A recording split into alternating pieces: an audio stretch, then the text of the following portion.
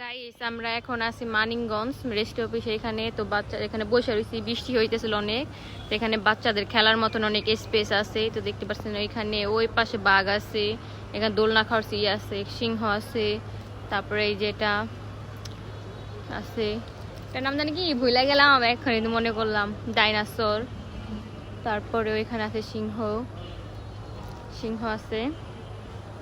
তার ওই পাশে আবারও সিংহ আছে, দোয়েল আছে, অনেক কিছুই আছে। বাচ্চাদের খেলার মতন অনেক জায়গাও আছে। তো আসছিলাম মানিকগঞ্জ জমি রেস্টের এখানে, তো ভাবলাম আপনাদের সাথে শেয়ার করি। তো এই যে দেখতে পারতেছেন এখানেও আছে ঘোড়া।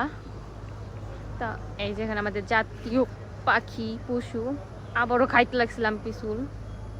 তো দেখতে পাচ্ছি ওইখানে আছে, মানে ওই দেখেন কুমির মামা ওইখানে শুয়ে রয়েছে। তারপরে এই যে গাছের ফুল, ফুলগুলো অনেক সুন্দর না? আমাদের বাসায় এই ফুলগুলো আছে। এই গাছের ফুলগুলো ফুটলে অনেক সুন্দর লাগে।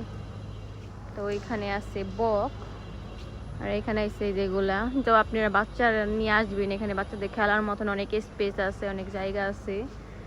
তো এইখানে বকটক আছে। তো যেহেতু আমরা আসছিলাম মানিকগঞ্জ কাজের জন্য, তো ভাবলাম ভিডিও টিডিও করে নিই বাচ্চাদের দেখার জন্য।